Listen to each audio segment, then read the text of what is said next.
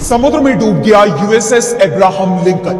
Middle East में America के airbase तबाह। अमेरिकी सेना ने ट्रंप से मांगी और मदद। एक और एयरक्राफ्ट कैरियर मिडिल ईस्ट रवाना। ईरान ने अमेरिका को बड़ी चोट दे दी है। अमेरिका के एयरबेस तो पहले ही तबाह कर दिए गए थे और अब खबर यह आ रही है कि ट्रंप अपने जिस एयरक्राफ्ट कैरियर अब्राहम लिंकन को लेकर गुमान में थे, उसके हिंद महासागर में डूबने की खबर आ रही है। कई सोर्सों से इस बात की पुष्टि हो रही है कि अब्राहम लिंकन को जबरदस्त नुकसान पहुंचा है और यह समुद्र में समा गया है। ईरानी मिसाइल और ड्रोन के हमले से यह एयरक्राफ्ट कैरियर तबाह हो गया है और इसके बाद से ही ट्रंप बेहद गुस्से में दिखाई दे रहे हैं। दावा कर रहे हैं कि ईरान के साथ अब हम कोई समझौता नहीं करेंगे। ईरान को सरेंडर करना होगा और यह सरेंडर बिना शर्त होगा। हम ईरान की कोई भी मांग नहीं मानेंगे। बातचीत नहीं होगी, होगा तो सिर्फ और सिर्फ सरेंडर। वैसे ट्रंप को ईरान का जवाब भी मिल गया है और यह जवाब दिया है ईरान के राष्ट्रपति ने। ईरान के राष्ट्रपति मसूद पेजेश्कियान ने कहा है कि सरेंडर यह शब्द तो ईरानियों की डिक्शनरी में ही नहीं है और वो भी अमेरिका के सामने जो ये जंग हारने की तरफ जा रहा है। और आज हम अपनी स्पेशल रिपोर्ट में बात करेंगे ट्रंप की बढ़ती इन्हीं मुश्किलों की कि कैसे समुद्र में डूब रहा है अमेरिका का गुरु। मैं सुना नहीं, क्या? जोर से बोल, मैं जरा कम सुनता हूँ, जोर से बोल। बहरा है क्या? मिडिल ईस्ट में अमेरिका को मिलती हार की।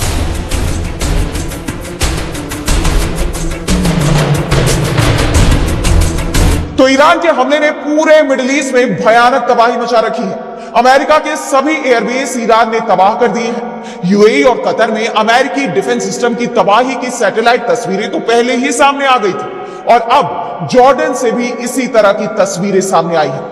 जॉर्डन के मुवाफक सल्ती एयरबेस पर अमेरिका ने अपनी सेना और लड़ाकू विमानों की सुरक्षा के लिए थार्ड डिफेंस सिस्टम को तैनात कर रखा था, लेकिन ईरान की मिसाइल और ड्रोन हमलों ने इस एयर डिफेंस सिस्टम को तबाह कर दिया है। सैटेलाइट तस्वीरों में इन ठिकानों पर बड़े बड़े गड्ढे और जलने के निशान देखे गए हैं, जिससे साफ हो गया है कि यहां ईरान के हमले ने जबरदस्त तबाही मचाई है। ईरानी मिसाइलों ने थार्ड को पूरी तरह ध्वस्त कर दिया है, लेकिन अभी तक अमेरिका की तरफ से इसे लेकर कोई सफाई सामने नहीं आई है।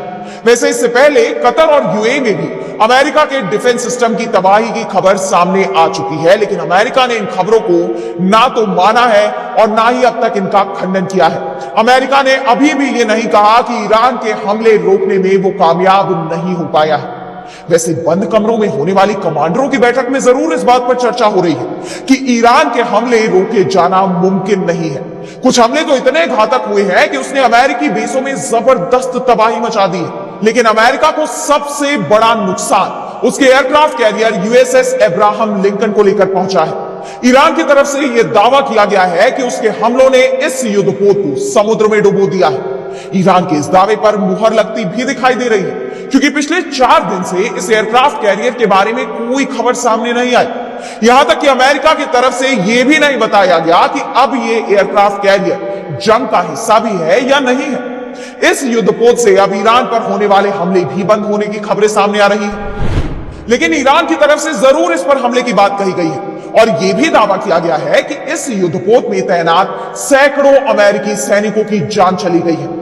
ईरान का दावा है कि उसकी नेवी ने चाबहार पोर्ट से करीब 300 किलोमीटर दूर तैनात यूएसएस अब्राहम लिंकन पर सबसे पहले 4 क्रूज मिसाइलें दागी थी, जिसके बाद अमेरिका का यह एयरक्राफ्ट कैरियर अपनी सलामती के लिए दक्षिण पूर्वी हिंद महासागर की तरफ भागा, लेकिन उसकी हाइपरसोनिक मिसाइलों ने यहां भी इस पर हमला किया और उसे भारी नुकसान पहुंचाया है। ईरानी मिसाइलों और ड्रोन्स ने वॉरशिप को धुआं कर दिया है। उनका यह दावा है कि अमेरिका हकीकत छिपाने की कोशिश कर रहा है। वैसे अमेरिका की तरफ से यही कहा जा रहा है कि उसका एयरक्राफ्ट कैरियर सुरक्षित है, लेकिन वो अभी कहां है उसकी कोई तस्वीर भी सामने नहीं आ रही। इस बीच कई एआई वीडियो शेयर हो रहे हैं जिसमें ईरान के मिसाइल हमलों में अमेरिकी एयरक्राफ्ट कैरियर बर्बाद होता दिखाई दे रहा है, लेकिन ये एआई वीडियो है। अमेरिकी एयरक्राफ्ट कैरियर की हालत को लेकर फिलहाल कोई ओरिजिनल तस्वीर या कोई वीडियो सामने नहीं आया है। अमेरिका पर आरोप लग रहे हैं कि वो अपने नुकसान को छिपाने की कोशिश कर रहा है और अब अमेरिकी राष्ट्रपति डोनाल्ड ट्रंप का एक फैसला भी यही संकेत दे रहा है कि अब्राहम लिंकन अब समुद्र में नहीं है, वो शायद समुद्र की गहराइयों में समा गया है और अब्राहम लिंकन की जगह लेने के लिए दूसरा एयरक्राफ्ट कैरियर मिडिल ईस्ट पहुंच रहा है। अब्राहम लिंकन समुद्र में डूब गया है तो यह किसी भी जंग में अमेरिका को सबसे बड़े नुकसान में से एक होगा। यह 7 दिसंबर 1941 पर्ल हार्बर पर जापानी हमले के बाद अब तक का सबसे बड़ा नुकसान होगा। फिलहाल अब्राहम लिंकन को लेकर अमेरिका की चुप्पी सवालों में बनी हुई है और यह भी कहा जा रहा है कि यह खबर जब भी सामने आएगी डोनाल्ड ट्रंप की कुर्सी हिल जाएगी। और जिस तरह से व्हाइट हाउस में अब पूजा पाठ शुरू हो गए हैं, उसके बाद माना यह भी जा रहा है कि अमेरिका अब इस जंग में बुरी तरह फंस गया है। और ट्रंप इसीलिए अब ऐलान कर रहे हैं कि ईरान के साथ अब कोई बातचीत नहीं होगी, कोई डील नहीं होगी।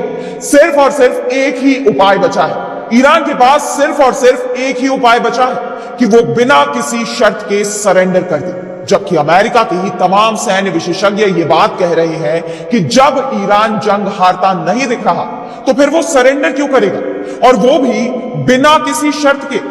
इस बीच यूएसएस अब्राहम लिंकन की जगह लेने के लिए aircraft carrier USS George H W. Bush CVN-77 को मिडिल ईस्ट भेजा जा रहा है। अब अगर इस एयरक्राफ्ट कैरियर की बात करें तो यूएसएस जॉर्ज एच.डब्ल्यू. बुश ने हाल ही में अटलांटिक महासागर में अपनी अंतिम ट्रेनिंग एक्सरसाइज पूरी की है। यह एक्सरसाइज 5 मार्च 2026 को खत्म हुई, जिसके बाद यह कैरियर डिप्लॉयमेंट के लिए तैयार है। USS George H W. Bush Nimitz class का आखिरी और 10वां न्यूक्लियर पावर्ड सुपर कैरियर है। इसका पूरा नाम USS George H W. Bush CVN-77 है। यह अमेरिका के 41वें राष्ट्रपति जॉर्ज एच.डब्ल्यू. बुश के नाम पर रखा गया है। इसकी कुल लंबाई 1092 फीट यानी 333 मीटर है। फ्लाइट डेक की चौड़ाई 252 फीट यानी 77 मीटर है। यह पानी के अंदर 37 फीट यानी करीब 11 मीटर की गहराई तक जा सकता है। USS George H W. Bush aircraft carrier का वजन करीब 1,02,000 टन है। यह न्यूक्लियर रिएक्टर से चलता है, जिसमें 2 A4W न्यूक्लियर रिएक्टर लगे हैं। इससे यह लगभग 56 किलोमीटर की रफ्तार से समुद्र में सफर कर सकता है। यह न्यूक्लियर रिएक्टर से चलता है, इसीलिए बिना रिफ्यूलिंग के कई साल तक यह समुद्र में सफर कर सकता है। अब बात करें इसकी क्षमता की तो इसमें 60 से 75 तक लड़ाकू विमान और हेलीकॉप्टर रखे जा सकते हैं। इसमें F/A-18 super hornet, F-35C lightning II stealth fighter, E-2 Hawkeye early warning aircraft, EA-18G Growler electronic warfare plane और MH-60 हेलीकॉप्टर तैनात किए गए हैं। वैसे तो अभी USS George H W. Bush aircraft carrier Middle East में पहुंचा ही नहीं है, लेकिन ईरान की तरफ से पहले ही उसे समुद्र में डुबाने की तैयारी कर दी गई है। यानी जैसे ही USS George H W. Bush aircraft carrier Iran पर हमले की पोजीशन में पहुंचेगा, वैसे ही अमेरिका के इस एयरक्राफ्ट कैरियर पर ईरान हमला कर देगा। ईरान के राष्ट्रपति मसूद पेजेश्कियान ने इसे लेकर अमेरिका को चेतावनी भी दी। उन्होंने साफ कह दिया है कि ईरान पर जंग थोपी गई है। अमेरिकी राष्ट्रपति ट्रंप को सीधा जवाब देते हुए पेजेश्कियान ने कहा कि हमारा बिना शर्त आत्मसमर्पण देखने का जो लोग सपना देख रहे हैं, वो अपने इस ख्वाब को कब्र तक साथ ले जाएंगे। पेजेश्कियान ने यह भी साफ कर दिया है कि ईरान एक शांति प्रिय देश है और क्षेत्रीय शांति के लिए हमने अपने पड़ोसी देशों पर हमले रोकने का फैसला किया है, लेकिन जिस जगह से ईरान पर हमला होगा वहां हम सैन्य कार्रवाई करेंगे। यानी उन्होंने यह साफ कर दिया है कि ईरान ना तो झुकेगा और ना ही पीछे हटेगा। अब इन हालात में मिडिल ईस्ट की यह जंग क्या मोड़ लेती है, यह देखना होगा। लेकिन फिलहाल आज स्पेशल रिपोर्ट में इतना ही। देश दुनिया की तमाम बड़ी खबरों के